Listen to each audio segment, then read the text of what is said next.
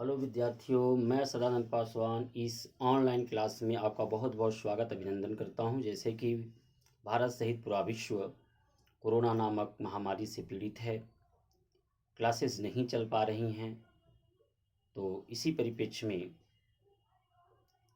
हम ये क्लास शुरू कर रहे हैं। आप घर पे रह कर के अध्ययन कर सकें।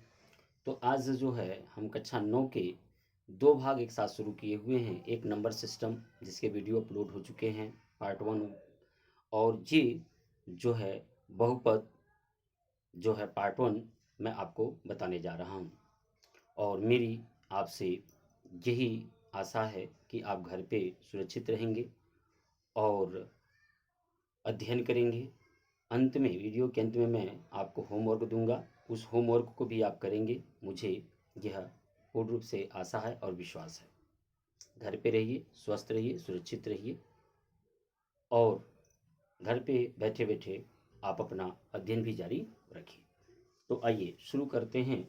बहुपद, पॉलिनोमियल्स। बहुपद को समझने के लिए हमें सबसे पहले 2-3 चीज़ों को समझने की ज़रूरत होती है। पहली चीज़, आप जान रहे होंगे कि चर चर अचर। चर मतलब एक्स, वाई, जेड, ए, बी, सी इत्यादि। यानी जो अक्षर होंगे हम उन्हें चर कहेंगे। जो अक्षर होंगे किसी भी वर्णमाला का, यदि वो अक्षर है तो हम उसे चर कहेंगे। अचर जैसे 1, 2, 3, 4, 5, 6, 7, 8, 9, यानी 1, 2, 3, 4, 5, 6, 7, 8, 9 अनंत तक। यानी अंकों को हम अचर कहेंगे। यदि अंक होंगे तो हम उन्हें अचर कहेंगे। दूसरी चीज हमें क्या सीखनी है? दूसरी चीज ये सीखनी है कि आपका जो बहुपद है वो है क्या। तो बहुपद इन चर राशियों इन चर राशियों और अचर राशियों, चर राशियों हो सकता है या चर और अचर के दोनों सम्मिलित रूप में लिखी जाने वाली एक ऐसा व्यंजक है जिसे की घात पूर्णांक में होती है, जिसकी घात पूर्णांक में होती है। अब सोचेंगे पूर्णांक क्या है। जैसे पूर्णांक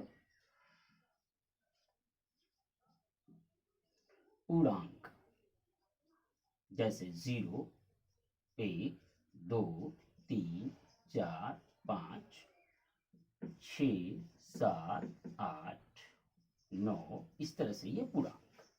और कैसे पूर्णांक है? ये धन पूर्णांक है। कैसे पूर्णांक है? ये धन पूर्णांक है। यानी बहुपद वे होते हैं जो जिन चर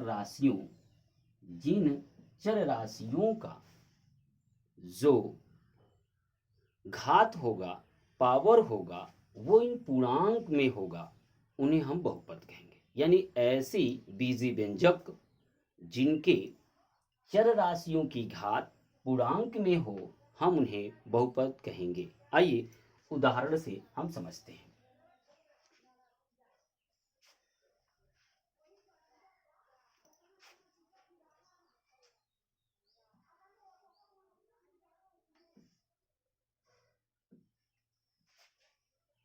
जैसे ये पूर्णांक अपना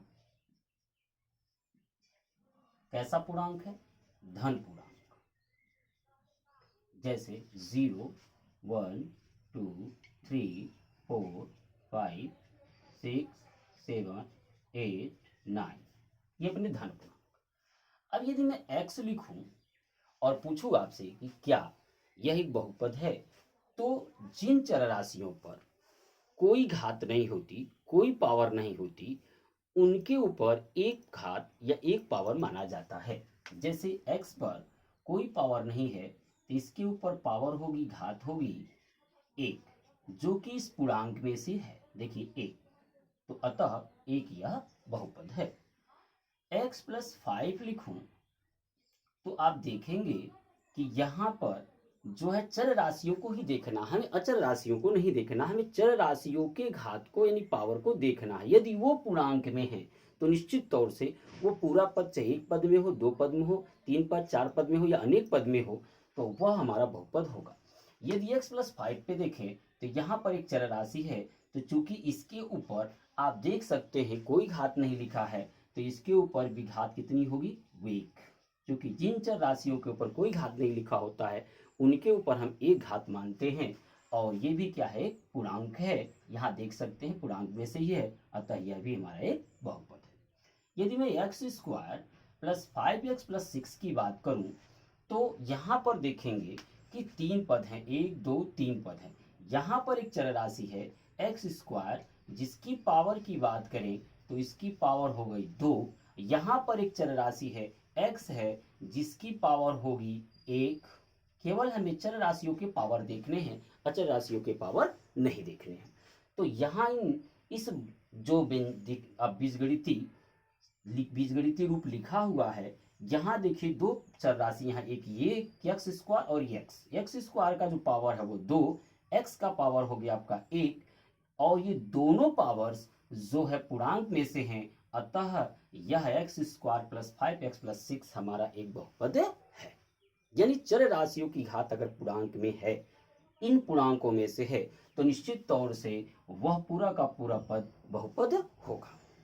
आइए कुछ और उदाहरणों से समझते हैं।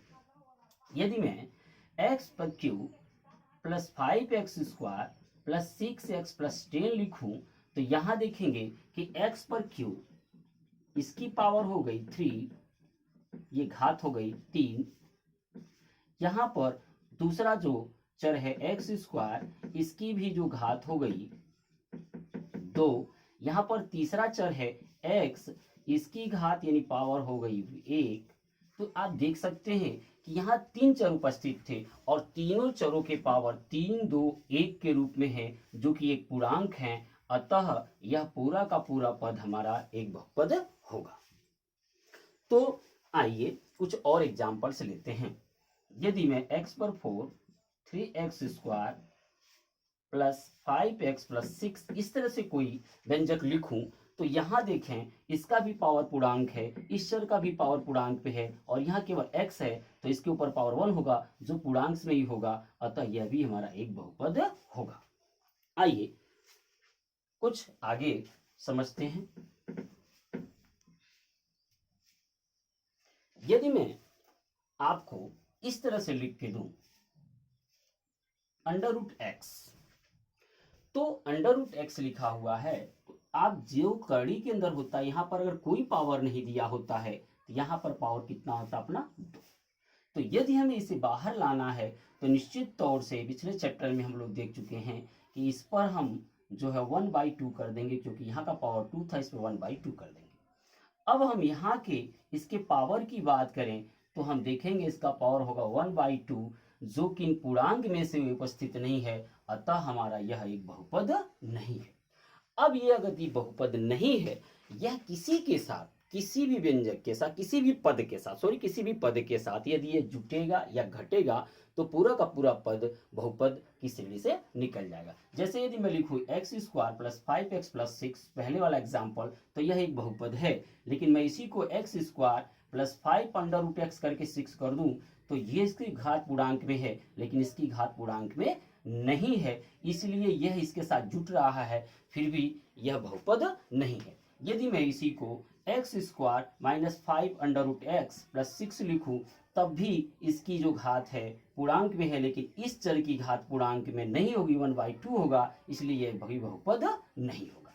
तो इस तरह से हम बहुपदों के विषय में जानने की कोशिश कर रहे हैं, आपको समझाने की हम कोशिश कर रहे हैं कि आप बहुपद के विषय में अच्छे से समझ जाएं और आपको बहुपद से कोई दिक्कत ना हो।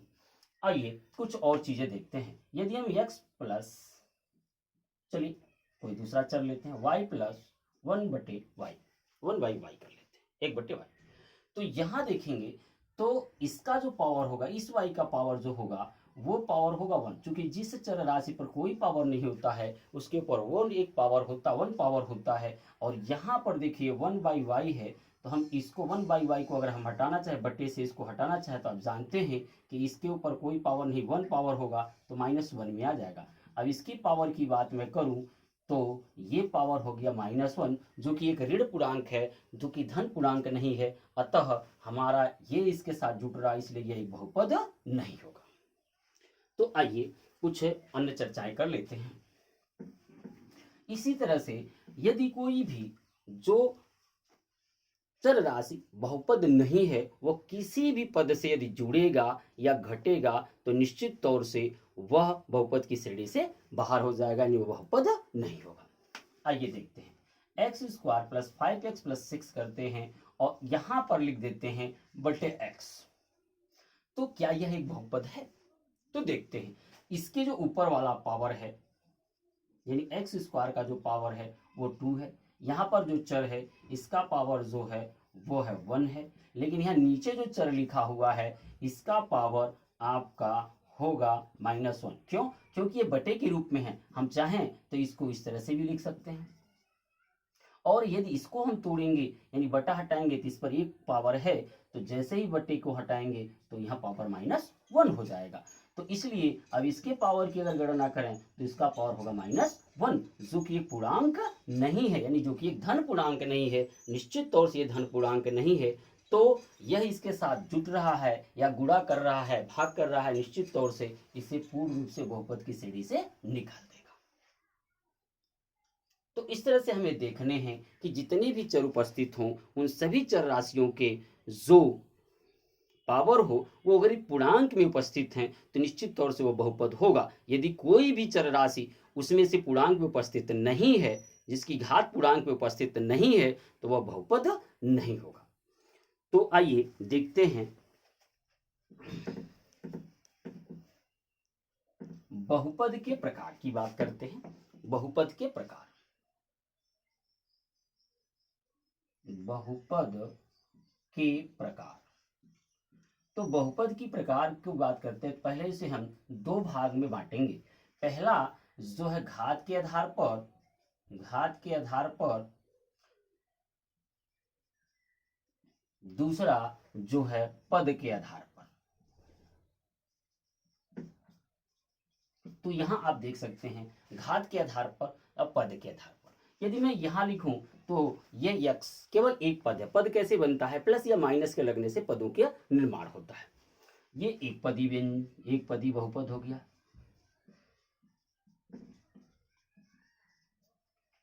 यदि मैं x + 5 लिख दूं तो ये दो पदी बहुपद हो जाएगा। यदि मैं x² + 5x + 6 लिखूं तो यह 3 पदी बहुपद हो जाएगा। क्योंकि इसमें 1 2 3 पद है, इसमें 2 पद थे। इस तरह से x³ + 5x² + 6x + 10 लिखूं तो यहाँ देखिए 1 2 3 4, यानी ये 4 पदी बहुपद हो गया।